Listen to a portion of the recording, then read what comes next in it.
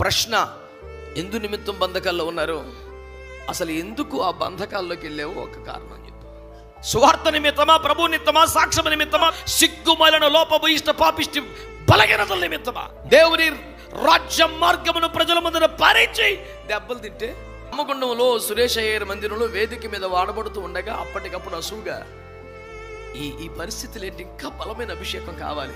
చాలదయ్యా చాలదయ్యా ఈ స్థితి నాకు చాలదయ్యా.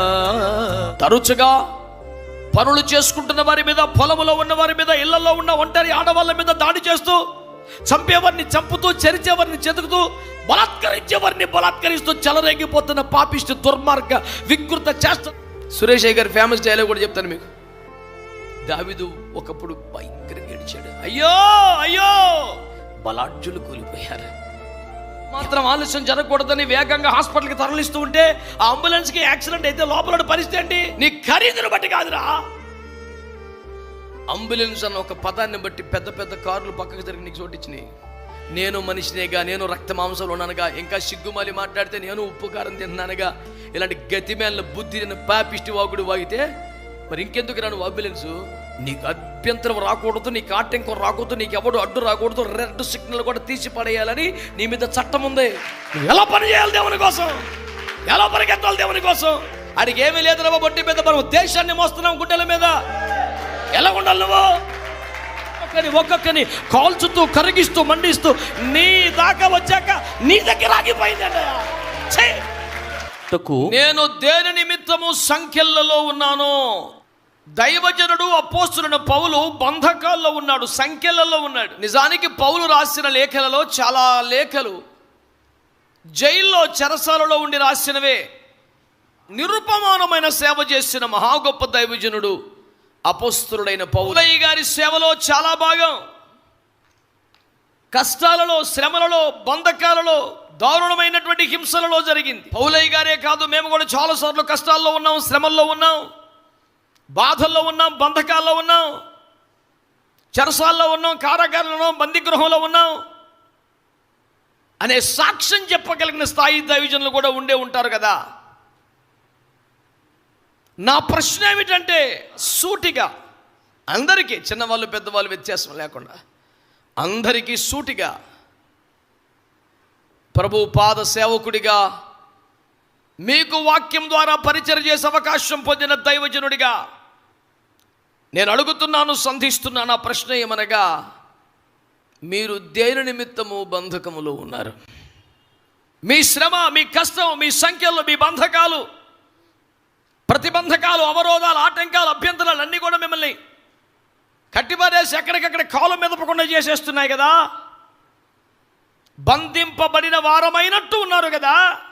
మీ బంధకములు దేని నిమిత్తమో చెప్పగలరా? సాక్ష్యముగా చెప్పగలిగే కారణమా? మౌనముగా రోధించే పశ్చాత్తాప కారణమా?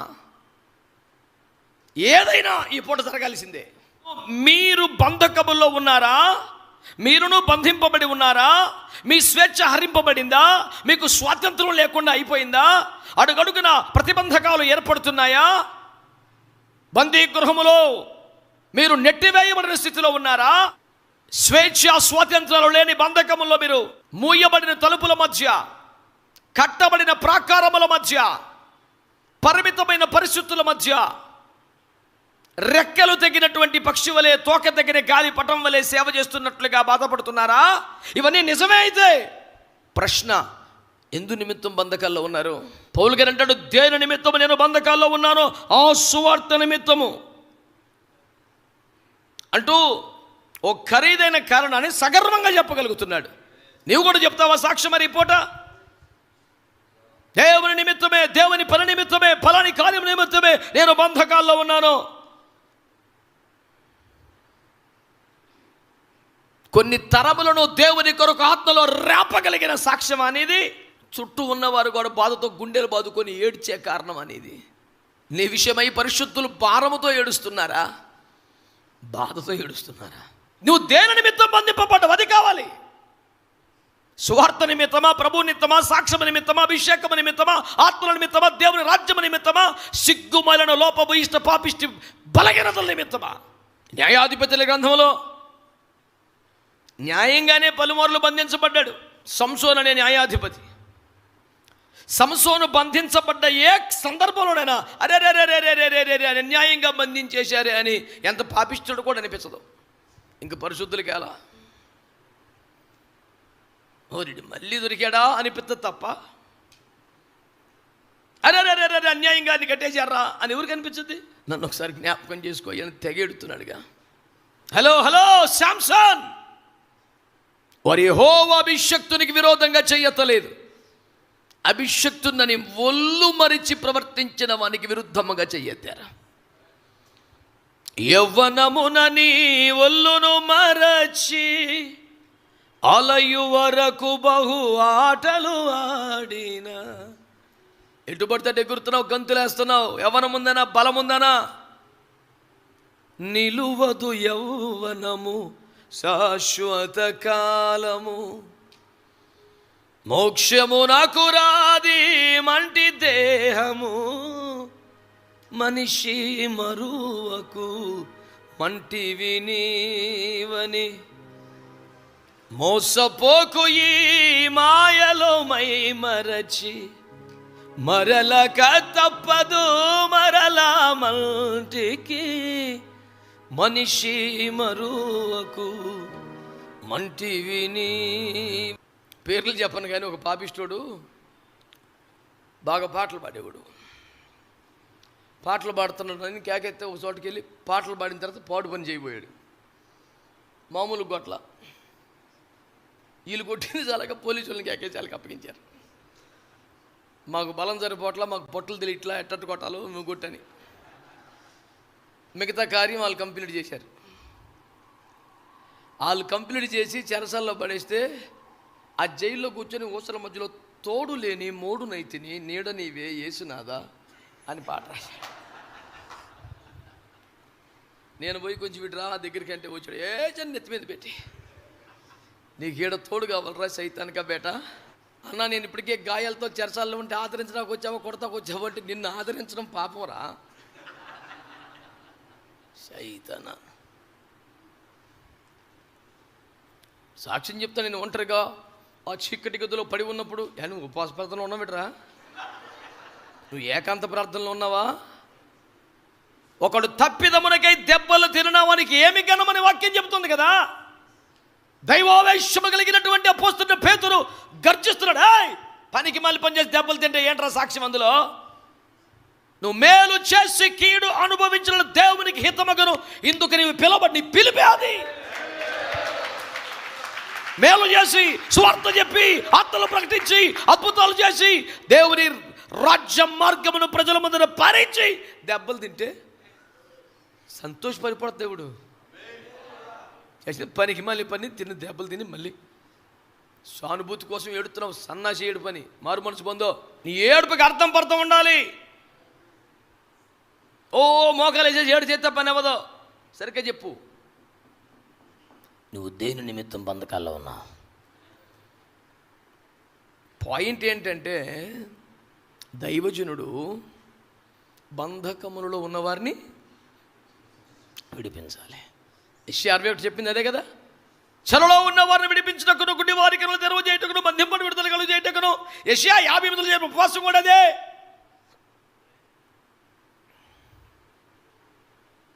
మోషే వంటి దైవజనుడు దేవుడు లేపుకున్న కారణం కూడా బానిసత్తుల వారిని విడిపించడమే. The very reason of the anointed man of God to work in this world is to break the chains of the devil, to bring out the people from the bondages of the devil to the freedom. సాతాను కట్టిన సంఖ్యల నుండి, కట్ల నుండి ప్రజలను విమోచించి వారికి స్వేచ్ఛ స్వాతంత్ర్యాలు కల్పించుటకే ఉద్దేశించబడినవాడు దైవజనుడు. జనములను విడిపించబడవలసిన నీవే బంధకాల్లో ఉంటే అలా అనేది కదా దరిద్రం. అసలు ఇప్పుడు సమస్య అది. న్యాయాధిపతి గ్రంథంలో చెట్లు ఉన్నాయి కదా, 9వ అధ్యాయంలో చెట్లు తెలుసా మీకు? ఏంటయ్యి? ద్రాక్ష, ఒలీవ, అంజూరం అన్నీ కలిసి మాకు నాయకుడిగా ఉండు, మాకు నాయకుడిగా ఉంటే ఏమన్నాయట? చిచ్చి చిచ్చి చిచ్చి, మేము ఇవ్వాల్సిన ద్రాక్షారసాన్ని, ఒలివల నూనె, తైలమును ఇవన్నీ మానేసి ఊగుతా కొత్త అటు ఇటు చిచ్చి అని చీ కొడితే ముళ్ళతొప్పులు అన్నాయంట. Very good selection, right choice. నేనే ఊగుతాను, దానికి ఊగటం తప్ప ఇంకేం రాదు. ఊగినప్పుడల్లా ఇటు ఒకసారి ముళ్ళతో సీరియస్కుండా వెళ్ళుద్ది. అది ఊరక ఊగినా మనకి గాయమే. అలాంటి ముళ్ళ చెట్టు, దాన్ని కోరుకున్నారు నెత్తి మీదకి దరిద్రమని. ముళ్ళ తొప్పలు కాబట్టి సరే అని. అదే ఒలివైతే మాట్లాడు, అంజూరం అయితే, ద్రాక్ష అయితే కావా అంటయా వద్దంటయా, అదే అన్నా నేను కూడా. వద్దయ్యా వద్దే వద్దు, వ్యర్థముగా ఊగే బ్రతుకే వద్దు. వద్దయ్యా వద్దే వద్దు, వ్యర్థముగా ఊగే బ్రతుకే వద్దు. నీ సంకల్పములోనే నిలవాలయ్యా, ఆ ఏర్పాటులో నేను బ్రతకాలయ్యా. నీ సంకల్పములో నేను నిలవాలయ్యా, ఆ ఏర్పాటులో. వద్దయ్యా వద్దే వద్దు, వ్యర్థముగా ఊగే బ్రతుకే వద్దు. వద్దయ్యా వ్యర్థముగా ఊగే బ్రతుకే వద్దు. నీ సంకల్పములో నేను, ఆ ఏర్పాటులో నేను, నీ సంకల్పములో నేను నిలవాలయ్యా. చివరిసారి అందరూ వద్దయ్యా వద్దయ్యా వద్దే వద్దు, బ్రతుకే వద్దు. వద్దయ్యా వ్యర్థముగా ఊగే బ్రతుకే వద్దు. హల్లెలూయా. చక్కగా స్తోత్రం చెప్పండి. ప్రభువునందు మిక్కిలి ప్రియమైన దేవుని బిడ్డలారా, క్రైస్తవ సాహితీ సేవా రంగములో నిరుపమానమైనటువంటి సేవ చేసే అవకాశాలు ప్రభువు నాకు ఇచ్చాడు, కానీ స్వరకల్పనలు చేసే కృప ఇవ్వలేదు. అందుకని అద్భుతమైనటువంటి ఆ తలాంతులు కలిగిన దైవజనుల పాటకి వెనకాల ఒక చిన్న మొక్క అతికించుకొని ఎక్కువగా ఏసన్న గారి బండికి పెట్టుకుంటాను. ఎంత పెద్ద బండి, నాలాంటి బళ్ళు 1,00,000 బండి లాగేస్తుంది. అది పెద్ద బండి, రాజబాబు గారి బండి, ఇలాంటి కొన్ని బళ్ళు ఉన్నాయి. చాలునయ్యా చాలునయ్యా నీ కృప నాకు. రామగుండంలో సురేష్ అయ్యర్ మందిరంలో వేదిక మీద వాడబడుతూ ఉండగా అప్పటికప్పుడు అసూగా ఈ పరిస్థితులు ఏంటి, ఇంకా బలమైన అభిషేకం కావాలి అని ఏడుస్తూ అప్పటికప్పుడు ఆత్మలో పాడాను. చాలదయ్యా చాలదయ్యా ఈ స్థితి నాకు, చాలదయ్యా ఈ స్థితి నాకు,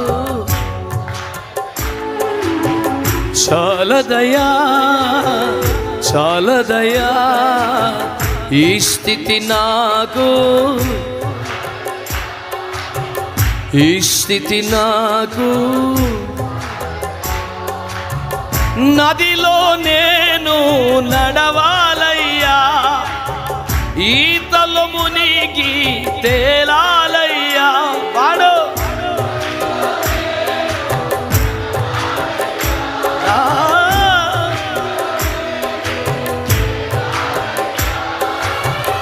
ఈతలు మునిగి ఫలములనిచ్చి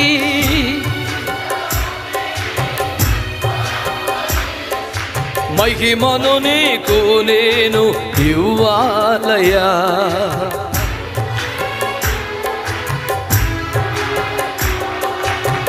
చాలదయ్యా ఈ స్థితి నాకు, చాలదయ్యా ఈ స్థితి నాకు, చాలదయ్యా.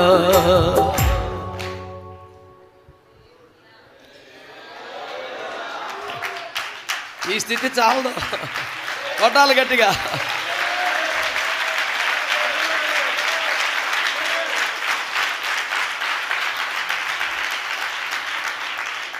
స్థితి చాలదు అనుకుంటే దానికి రీజను స్తుతి చాలలేదు అని. స్తుతి పెంచుకుంటే పెరుగుతాయి ఆటోమేటిక్గా. అందుకని అసలు ఉపదేశం గొడవ లేకుండా రాత్రి అంతా స్తుతి రండి. మీరు వస్తా 10 మందిని తెస్తా, గిలక తప్పెట, కంజర, తాళం మేళం అన్నీ తెచ్చుకోండి, ఏసు రక్తం ఇచ్చేయి. మా తమ్ముడు వాళ్ళు ఇద్దరిని మించిపోయి మనం వాయించాలా 10 తంతుల సితార. హల్లెలూయా. బిడ్డలారా, దేవుని వాక్యముని మీరు ఆలోచన చేస్తే నా పాయింట్ ఒకటే, దేని నిమిత్తం నువ్వు బంధకాల్లో ఉన్నావు? అతడు పుట్టినది మొదలుకొని ఫిలిష్తీయుల చేతిలో నుండి ఇశ్రాయేలీయులను రక్షింప మొదలు పెట్టును అనేది కదా వాగ్దానం, అనేది కదా పరిచర్య, అనేది కదా పిలుపు, అనేది కదా ఏర్పాటు, అనేదే కదా అభిషేకం. For he had no other reason. ఇంకో కారణమే లేదు ఆయనకి. తరచుగా పనులు చేసుకుంటున్న వారి మీద, పొలములో ఉన్న వారి మీద, ఇళ్లలో ఉన్న ఒంటరి ఆడవాళ్ళ మీద దాడి చేస్తూ, చంపేవారిని చంపుతూ, చెరిచేవారిని చెతుకుతూ, బలాత్కరించేవారిని బలాత్కరిస్తూ చెలరేగిపోతున్న పాపిష్టి దుర్మార్గ వికృత చేష్టల ఫిలిష్తీయులను బంధించడానికి, వారి చెరలో బందీలుగా ఉన్న వారిని విడిపించడానికి దేవుడు శాంసన్ని పుట్టించుకున్నాడు. కారణమే అది కదా. ఇప్పుడు నువ్వు అంటున్నావా నా పుట్టుకకు అసలు కారణమే లేదని? ఉన్నాడు ఎవడైనా అంటాడు? సురేష్ గారి ఫేమస్ డైలాగ్ కూడా చెప్తాను మీకు. లైట్ ఉందంటే వెలుగు ఇవ్వాలి, ఫ్యాన్ ఉందంటే గాలి ఇవ్వాలి. మరి నువ్వు ఉన్నావంటే ఏం చేయాలి? అంటే కూర్చొని చూస్తావే. పనికి మాలిన చీపురికి కూడా అవసరం అయితే ఓ పర్పస్ ఉందా లేదా? చెప్పండి. నీకేమి లేదా? నీకేమి లేదా? ఫిలిష్తీయుల కబంధ హస్తములోంచి దేవుని ప్రజలను విడిపించడానికి పుట్టించబడ్డాడు శాంసన్. అరే, బందీలుగా ఉన్న వారిని విడిపించడానికే నియమించబడితే నీవే బంధకాల్లోకి వెళ్ళిపోతేలాగా? ప్రేమ లేని ఆశల లోకములో నుండి ప్రజలను స్వచ్ఛమైన దైవ ప్రేమలోకి నడిపించవలసిన నీవే ఆశల్లో ఉండేలాగా? బలహీనతలమయమైన పాపిష్టి మానవ ఈ ప్రసహనములో వచ్చి బలమైన దేవుని రాజ్య పౌరులుగా చేయవలసిన నీవే బలహీనతల్లో కొట్టుమిట్టాడితే ఎలా?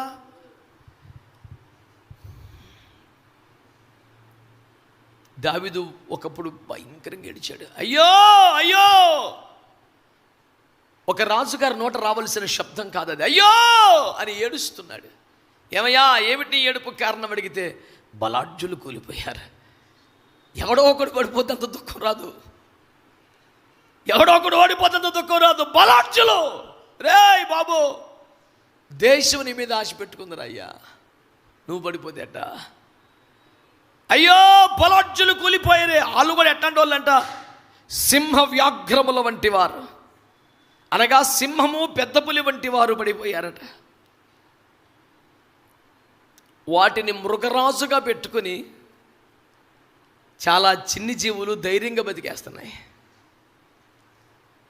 ఈ మృగరాజు ఉన్నంతకాలం ఇక్కడికి శత్రువు రాడు అనే ధైర్యం వాళ్ళకు ఉంది. నీవే పడిపోతే,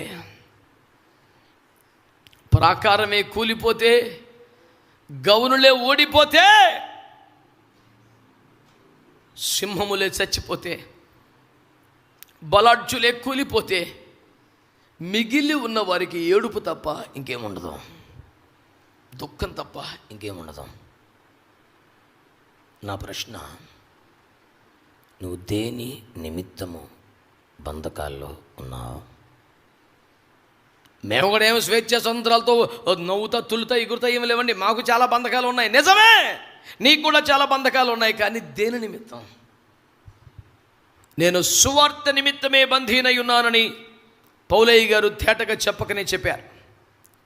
మరి ఈ దినాన నీవు దేని నిమిత్తం బందీవై ఉన్నావు? కుటుంబ సంబంధాలకు, ఆర్థిక ప్రయోజనాలకు, రాజకీయ వ్యవహారాలకు, శరీర దౌర్బల్యాలకు, దేనికో ఒకదానికి బందీగా మారిపోతే నీ వలన విమోచింపబడవలసిన ప్రజలు భయం గుప్పిట బతుకుతున్నారు.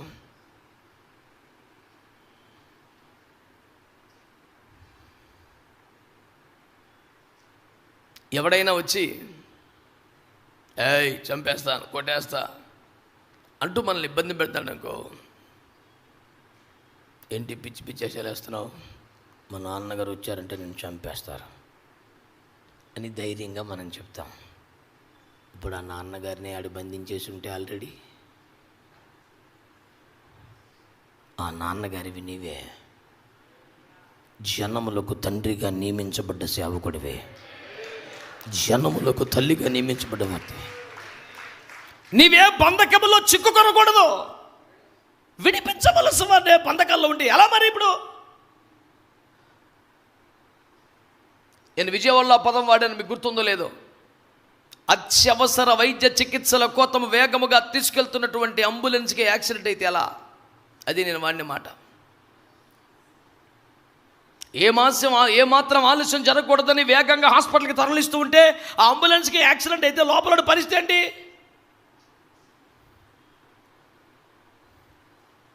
నీ ఖరీదును బట్టి కాదురా, అంబులెన్స్ అన్న ఒక పదాన్ని బట్టి పెద్ద పెద్ద కార్లు పక్కకు జరిగి నీకు చోటిచ్చినాయి. ఈ సమాజంలో నీకు వచ్చిన గౌరవానికి కారణం చదువా, ఇంకొకట నీవు చేస్తున్న పని విలువైనదని నీకు ఆ గౌరవం వచ్చింది. కాపాడుకోవాలిగా. ఎప్పుడు ఎక్కడ యాక్సిడెంట్ అయినా క్షణాల్లో వాలిపోయి పేషెంట్ను అత్యవసర చికిత్స విభాగానికి తరలించవలసిన అంబులెన్స్కి యాక్సిడెంట్ అయితే ఎంత ప్రమాదం. అన్ని కార్లకి అవుతుంది, దీనికి కూడా అయ్యిద్ది అన్నట్టు తీసుకోలేము. ఎన్ని కార్లకైనా ఆ గాయపడ్డ వారిని బతికించాల్సిన బాధ్యత కలిగిన వాహనం ఇది. మిగతా వాటికైనట్టు దీనికి అవ్వకూడదు. నేను మనిషినేగా, నేను రక్త మాంసంలో ఉన్నానుగా, ఇంకా సిగ్గుమాలి మాట్లాడితే నేను ఉప్పు కారం తిన్నానుగా, ఇలాంటి గతిమేళ్ళ బుద్ధి నేను పాపిష్టి వాగుడు వాగితే మరి ఇంకెందుకు రా నువ్వు అంబులెన్సు? నువ్వు కోత కొట్టగానే అందరు ఎందుకు జరగాల? ఎమ్మెల్యేలు ఎంపీలు కూడా జరగాల అవసరమైతే. అయ్యో నేనెంత పడినాడే నా కోసం మీరు జరగొద్దండి, మీరు అందరూ వెళ్ళండి, వెనకాల తగలబడతావా? నీకు అభ్యంతరం రాకూడదు, నీకు ఆటంకం రాకూడదు, నీకు ఎవడు అడ్డు రాకూడదు, రెడ్ సిగ్నల్ కూడా తీసి పడేయాలని నీ మీద చట్టం ఉంది. నువ్వు ఎలా పని చేయాలి దేవుని కోసం, ఎలా పరిగెత్తాలి దేవుని కోసం. నీలాంటి వాడు అంత సామాన్యంగా బంధకాల్లోకి వెళ్ళకూడదు. డ్రైవర్స్ అడగండి, మీకు చెప్తారు. హెవీ లోడెడ్ ట్రక్ డ్రైవ్ చేస్తున్నవాడు ఎదురుకుండా ఏదైనా వస్తే ఇమ్మీడియట్గా దిగిపోవడం, స్లో స్టడీ అంతే, దిగడాడు. 20-30 టన్నులు మేదేసుకుని సర్రమని పక్క దిగాడు అనుకో, ఇక ఎక్కదది. ఇరిగితే కట్లు ఎరిగితే, ఎరగపోతే ఆ బరువుకి ఆ సిమెంట్ రోడ్డు తారు రోడ్డు ఉన్నంత గట్టిగా పక్కన నేల ఉండక దిగబడితే ఇక రాదు పైకి అది. అటు ఎంత హార్న్ కొట్టే, ఎన్నిసార్లు లైట్లు వేసినా స్లో అవుతాడు, కొంచెం జరుగుతాడు తప్పడు దిగడ కిందకి. లోడు బండ్లు ఖాళీ బండ్లాగా వ్యవహరించలేవు, అవునా కాదా? మరి భారం లేని పనికి మనలోడికి భారం గల సేవకుడికి తేడా లేదా? ఆడికిలాగే నువ్వు మాట్లాడతావా? ఆడికిలాగే దిగిపోతావు నువ్వు? ఆడికి ఏమీ లేదు నువ్వు బొట్టి మీద, మనం దేశాన్ని మోస్తున్నాం గుడ్డల మీద. ఎలా ఉండాలి నువ్వు?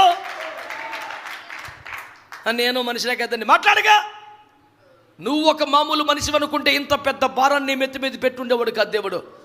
సగటు మనిషిని మించిన వ్యక్తివి నీవని, భావోద్వేగాలకు లొంగిపోవని, బలహీనతల్లో పడిపోవని, అందరిలాంటి వాడివి కాదని, నువ్వు ఒక ప్రత్యేకమైన వాడవని నమ్మి నీ చేతుల్లో సేవ పెడితే అందరిలాంటి మాటలు మాట్లాడతావా? దేని నిమిత్తం నువ్వు బంధకాల్లో ఉన్నావు చెప్పు? దేవుని హృదయం కలిగిన వాడవైతే దైవావేశంతో మండిపోవాలి పాటికి. నీవు చల్లగా సప్పక బతకడం కాదు.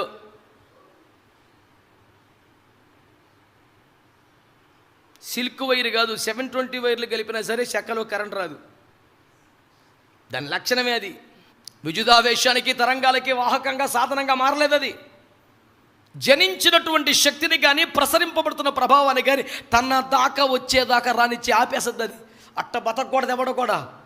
పరలోకం తెరవబడింది, ఆకాశం తెరవబడింది, ప్రభావం దిగి వచ్చింది, మహిమ దిగి వచ్చింది, అభిషేకం దిగి వచ్చింది.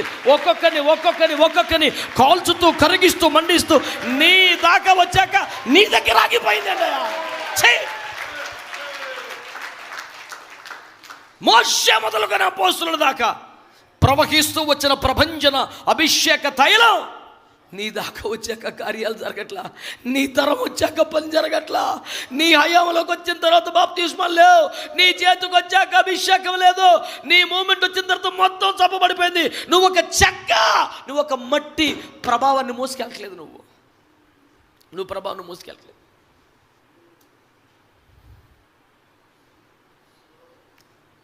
శక్తిని సరఫరా చేసే ఒక తీగలాగా మారిపోవాలి. రైల్లో ప్రయాణం చేసినప్పుడు ఆ పై తీగలను చూస్తే ఎంత భయం వేస్తుందో అంత రోషం వస్తుంది నాకు.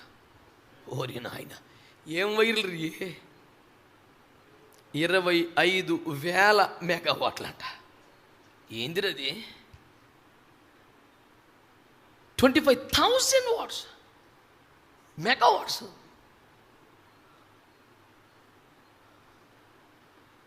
నిండు ఆరోగ్యము, నవ్వ యవ్వనంతో తొణికిసలాడుతున్న ఒక బలాఢ్యుడు అట్లా టచ్ చేస్తే సెకండ్లో చచ్చిపోతాడు. అది పవర్ అంటే.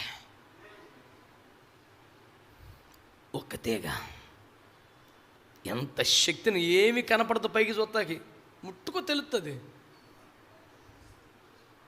హై టెన్షన్స్ వైర్స్ ఉంటాయి, అప్పుడు చూసారా? టవర్ లైన్స్ పెద్ద పెద్దవి ఉంటాయి. వాటిలో ప్రవహిస్తున్న విద్యుదాఘాతం ఎలా ఉంటుందంటే దాని కింద నిలబడి నువ్వు చెప్పులు ఇప్పేసి నేల మీద ఎర్త్ని కనెక్ట్ అయ్యి నిలబడి టెస్టర్ పట్టుకో, లైట్ వెలుగుద్ది కింద, వైర్ కింద, దానికి నీకు మధ్యలో కనెక్షన్ ఏముంటుందో ఆ ప్రాంతం అంతటా కూడా విద్యుదావేశం ఉంటుంది అన్నమాట. దేవుని రోషముతో నింపబడు, ఆత్మతో నింపబడు, అభిషేకమును పొందు, అన్య భాషలలో మాట్లాడు, ఆత్మలో తీవ్రత కలిగిన వాడై, నేను నివసించిన ప్రాంతంలో, నేను బతుకుతున్న ప్రాంతంలో, నేను పనిచేస్తున్న ప్రాంతంలో ఆ ప్రభావం, ఆ అభిషేకం అలా ఉండాలయ్యా.